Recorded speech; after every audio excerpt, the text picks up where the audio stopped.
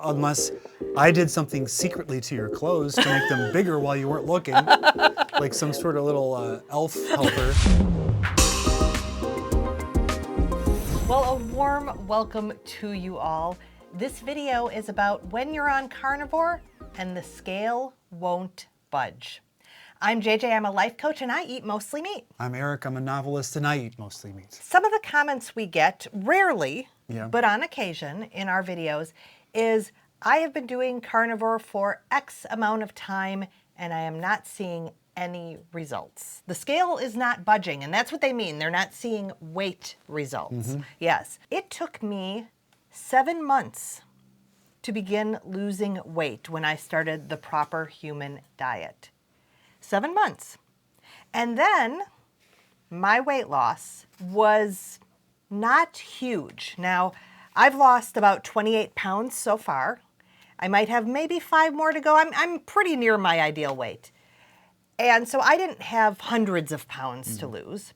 My weight loss average, once I started after 7 months, was a half a pound a week.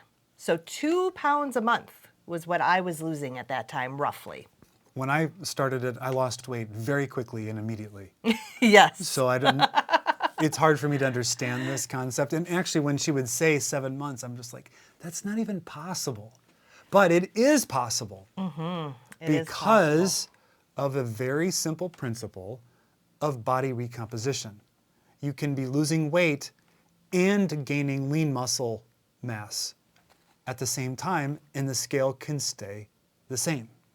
And I think that might have happened with me. I have eaten meat in recent years. Prior to carnivore, I was eating meat, but I was not eating that much meat.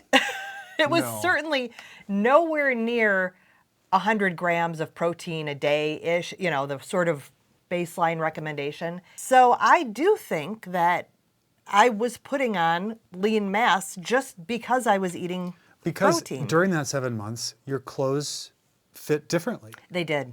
And Yeah. so something changed with your body. Otherwise, unless I did something secretly to your clothes to make them bigger while you weren't looking, like some sort of little elf helper. You don't sleep well. Maybe that's what you're doing all night.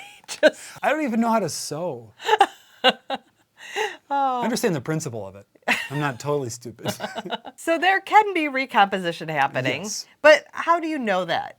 So for me, I just did the good old tape measure. And I'm not talking, at that point, I wasn't losing inches, but I was losing definitely some of the circumference. Yes. If you're not losing weight, that means you know what your weight was before and you know what it is now. If you're experiencing body recomposition, your waistline, thighs will be changing in diameter.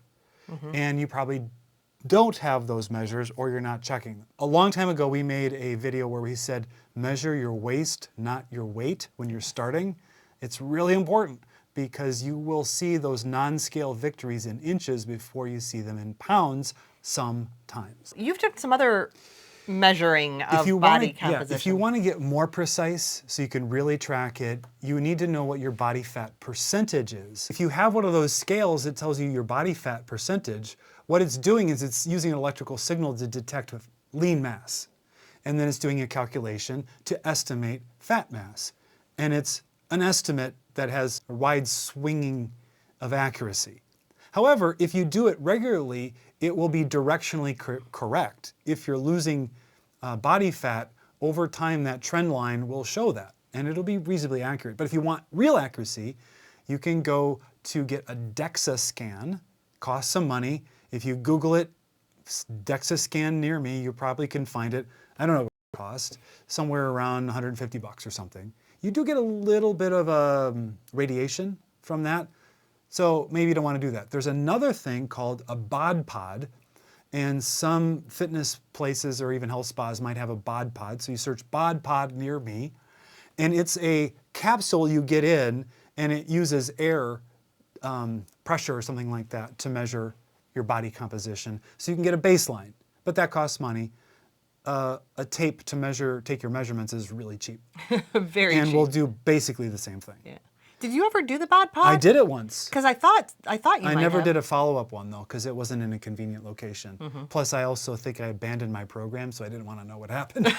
But the point is, you can be having significant body recomposition that makes the scale stay the same. When I was going through my experience of not losing weight, I really felt like that was a healing phase for me, and I focused on a lot of my other non-scale victories. One of the biggest ones I've talked about was reduction in my allergies. So I really stayed focused on the healing that my body was experiencing.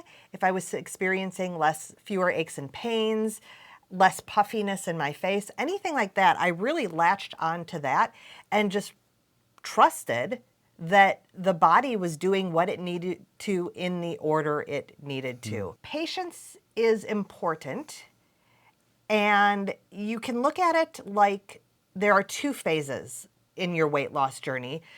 The first one is healing, and the second one is weight loss. If your mind can wrap its head around that, great. That's what I did. And I do know that some people that will not work for. Yeah. Definitely will not work. But I wanted to bring that up. Phase 1, phase 2. I'm in a healing phase, and now I know I'll hit that weight loss phase. One of the things that you can do if you are not experiencing weight loss and you're not willing to look at it in phases is it's probably time to start tracking. Yes, even though it's not fun to do, tracking for a little while may uncover that you're consuming certain things you don't think you're consuming in the volume you think you're consuming them. Or it could actually reveal undereating. That was something I watched a Kelly Hogan video recently, and she was talking about one of her, I think, clients or members of her community. Once they actually looked at what she was eating like 550 calories worth of food per day on carnivore. But at that level, it probably had metabolic slowdown effects. Kelly made the point that if you're undereating, it will slow your metabolism down and you will stop losing weight for a while. And so that could be something you would pick up through tracking. And then once you've done your tracking, you might uncover sneaky carbs. Oh yes, sneaky carbs. And I have a suspicion that most of my sneaky carbs arrive in the form of dairy. I'm not frustrated really with where I'm at, but I am undertaking, as of yesterday, a week of tracking because I've been at a plateau and I'm like, you know what, I think maybe I want to actually be a little more scientific about this and see if I can break through it. So I'm going to track every day what I eat and see what happens. What is your opinion on a person tracking if they're 2 weeks in and they're not seeing weight loss? I think that's way too soon to worry about it. I think if you're 2 months in, then maybe start tracking. Yes, yes. But on the other hand, if you're just starting carnivore, I think you should be doing beef, bacon, butter, and eggs for the first 2 months anyway. Probably the first 90 days. So there isn't anything to really track. Those are the only things you get. So how long do you plan on tracking? I'm going to track for 1 week, and I can tell you that on day 1 it changed my behavior. So it started today. Yeah. Is that what you're saying? Because normally for breakfast every morning I have eggs and bacon, and I sprinkle a little shredded cheese on the eggs. And this morning I was like, I don't want to do a YouTube in a week where I point to the shredded cheese I put in this meal, so I took it out. It was silly. But yeah, I'll be tracking, and it will modify my behavior somewhat, but we'll see how much. And then I had cheese at lunch. So Yeah. How long have you been doing carnivore? For over a year. It was May of 2023 that I started. We did a video on this before, 20-something pounds from my peak around that time. But I've been around 180 for months. Which is a decent weight for you. Like I was just at a doctor's appointment, and he has a body comp scale that's a little fancier than the home one. He's like, keep it up. Yeah. And I was like, I am, but I think there's a little bit more. There's a little more meat on the bone. Yep. A little more fat on the bod. But I don't want to get down to like where I'm going to be cold all the time. No, no. So I just have a little bit of belly flank fat that I wouldn't regret losing. But on my legs and arms, I don't have any. Oh, there it is. Well, I've been doing some tracking, not every day. I started following Maria Emmerich more recently, and she talked about tracking so that you know where your fat grams are, especially. And the idea that if you consume too many dietary fat grams, then you won't use your body fat.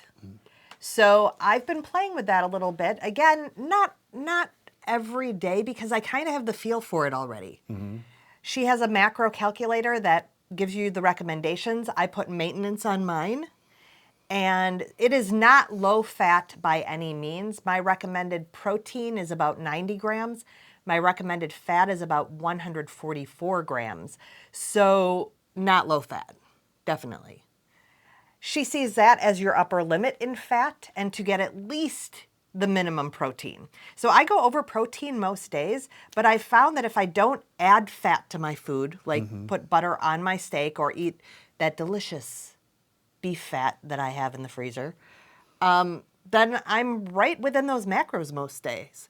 And interestingly, I have lost a couple pounds. So that is the strategy that I've been using more recently as well. And it required me to track because I had I haven't tracked in a year and a half really. So I had no idea how much protein or fat I was consuming. Yeah, I'm pretty lackadaisical about it because I followed more of the Dr. Berry eat till you're comfortably stuffed kind of philosophy. So that's why checking in and doing a week of tracking is so valuable. Yeah. But we will have a follow-up to that. Yes. Next week, Wednesday, we will be reviewing yours. Yeah. Yeah. We can throw mine on the screen if it's interesting. of any interest. Yeah. I don't think it's very interesting. We'll see. We won't know until we see it. But and I'm just doing mine in an app. You're actually putting it on paper. Yep, I'm putting it on paper.